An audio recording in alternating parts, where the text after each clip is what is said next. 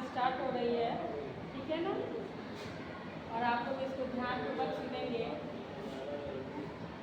क्योंकि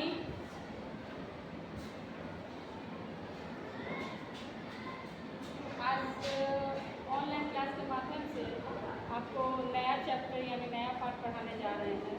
उस पाठ का नाम है मेरा विद्यालय, यानी पाठ 3 मेरा विद्यालय, जो कि आपका नया चैप्टर है, नया पाठ है। इससे पहले आप पाठ 2 तक पढ़ चुके हैं। जैसा कि आप लोगों को पता है, आप लोगों को नोटिस मिला होगा 5 तारीख से आप लोगों का एग्ज़ाम है और पार्ट 3 आप लोगों के सिलेबस में आता है।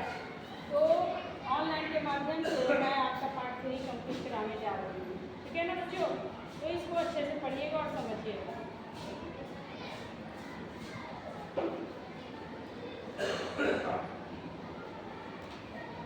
तो देखिए,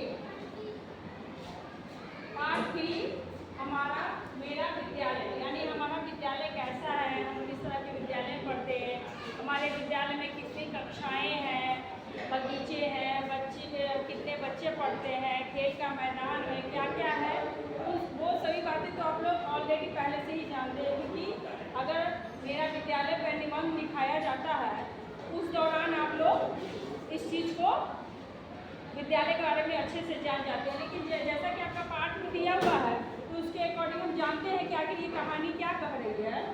तो कहानी में है मेरा विद्यालय है या मेरे घर के पास है। और आप बहुत ऐसे बच्चे हैं जो दूर से आते हैं, पैदल आते हैं, कोई गाड़ी से आते हैं, कोई वैन से या फिर कोई साइकिल से। और जो नज़दीक में बच्चे होते हैं वो लोग क्या करते हैं, पैदल ही चल के आ जाते हैं। तो वो कौन आते हैं जो पैदल चल के आते हैं, जिनका विद्यालय घर से बिल्कुल पास में होता है। तो इस कहानी में दिया हुआ है कि मेरे घर के पास ही है, मैं रोज़ पैदल ही विद्यालय जाता हूँ, मोहन बस से विद्यालय आता है। देखिए, मोहन नाम का एक लड़का है, वो क्या करता है कि वो रोज़ बस से विद्यालय आता है, ठीक है।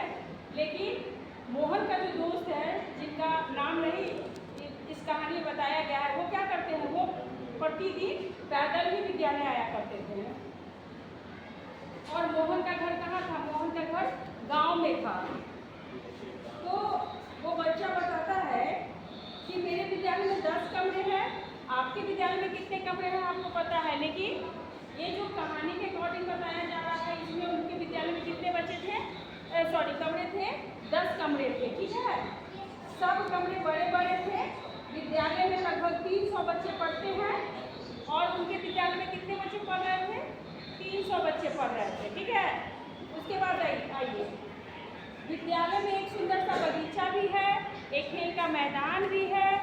हम सब एक साथ मिलकर वहाँ खेलते हैं और सभी बच्चे क्या करते हैं कि वहाँ एक साथ मिलकर खेलते रहते हैं, ठीक है। कहाँ, खेल के मैदान में।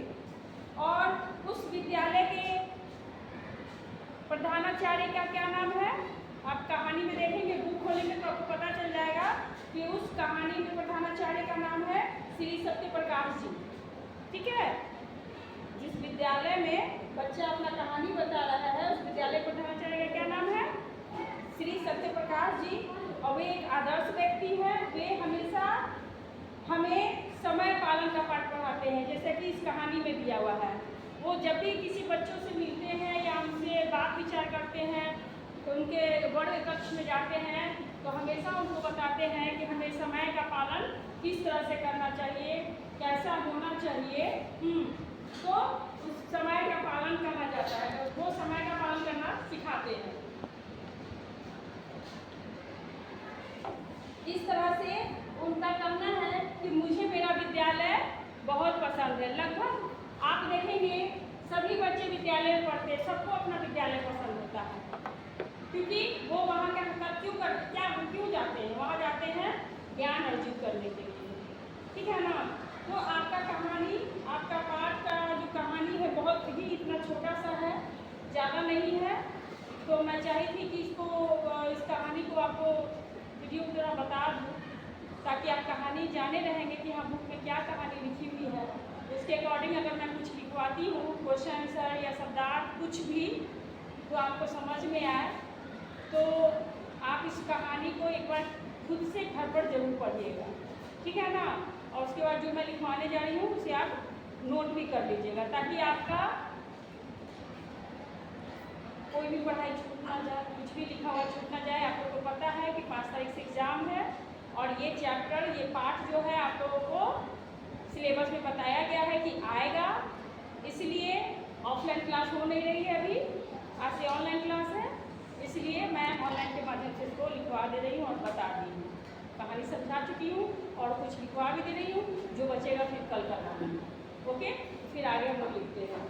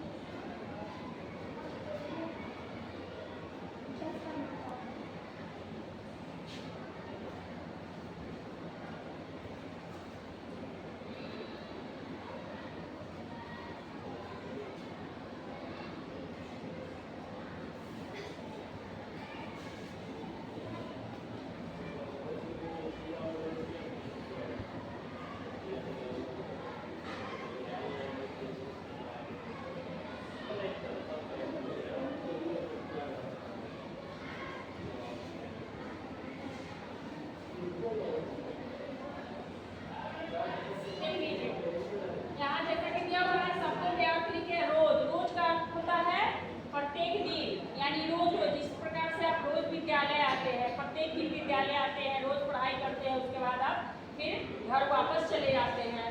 आदर्श यानी उत्तम, यानी जिसका विचार, रहन सहन, उठना बैठना, सब कुछ, खाना पीना, ये सब क्या होता है, बिल्कुल उत्तम होता है। बहुत ही अच्छे ढंग से करने वाले व्यक्ति को उत्तम कहा जाता है।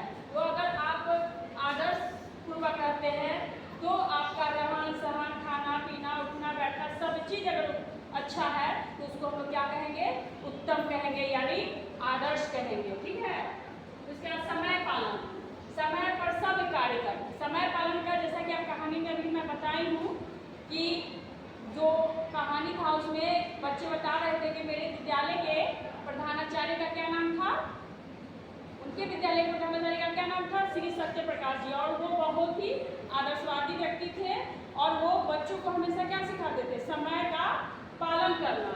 समय का पालन करना यानी समय पर सब कार्य करना, यानी कोई भी कार्य हो, या पढ़ाई हो, खेलना हो, या टीवी देखना हो, या फिर खाना खाना हो, ये सारे काम हमें कैसे करना चाहिए, समय पर करना चाहिए, एक समय से करना चाहिए।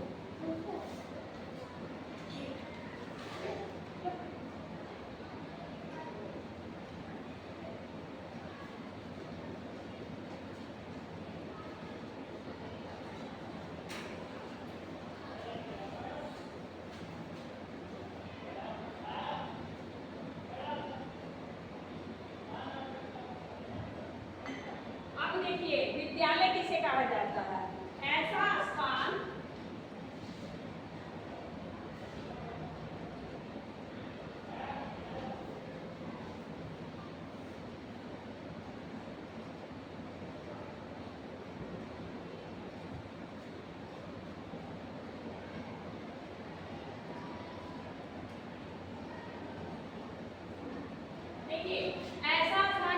ज्ञान प्राप्त होता है। तो ऐसा नहीं है कि हमें ज्ञान प्राप्त केवल स्कूल में ही होता है, केवल विद्यालय में ही होता है, हमें घर पर भी ज्ञान मिलता है। मम्मी पापा भी हमें बहुत अच्छी अच्छी बातें सिखाते हैं, दादा दादी भी हैं वो भी अच्छी अच्छी बातें सिखाते हैं, नाना नानी है तो वो भी अच्छी अच्छी बातें सिखाते हैं। लेकिन विद्यालय एक ऐसा स्थान है, एक ऐसा जगह है जहाँ पर हम लोगों को एक सही नियम पता चलता है, एक सही तरीका पता चलता है, एक सही रास्ता मिलता है कि हमें किस प्रकार से किस क्षेत्र में कैसे आगे बढ़ना चाहिए, इसका ज्ञान देता है।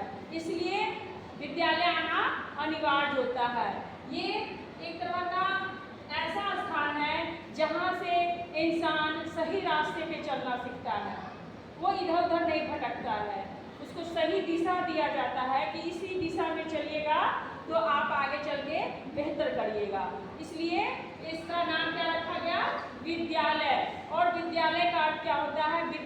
अगर इसका संधि विच्छेद करें तो विद्या जोड़ आलय, यानी विद्या मतलब विद्या जो हम ग्रहण कर रहे हैं, ज्ञान ग्रहण कर रहे हैं, और आलय, आलय यानी सदन, आवास, घर, कुछ भी बोल सकते हैं, यानी इन दोनों को जोड़ के विद्या और आलय को जोड़ के विद्यालय बनाया गया। इसलिए कि वो ऐसा घर जहाँ हमें ज्ञान की प्राप्ति होती है, ठीक है ना।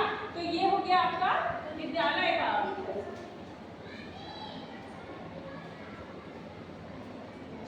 नंबर 2 में मैं आप लोगों को कुछ कठिन शब्द लिखवा देती हूँ, जो आप लोग लिख लीजिएगा, जो आगे आपको काम आएगी।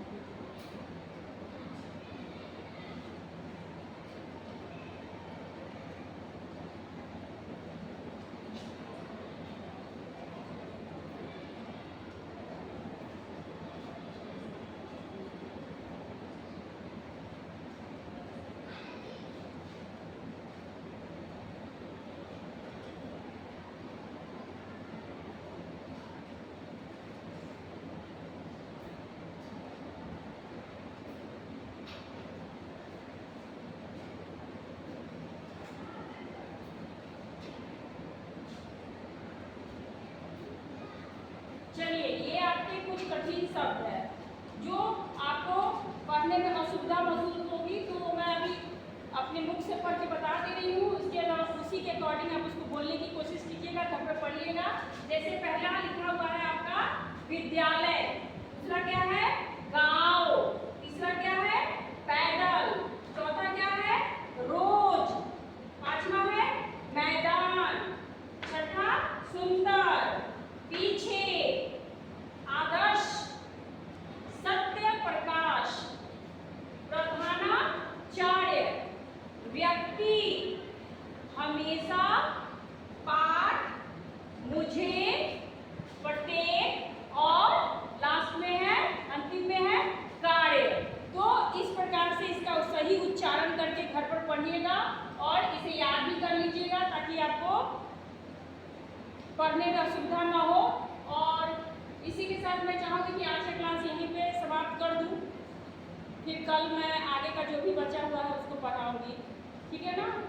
Okay, bye.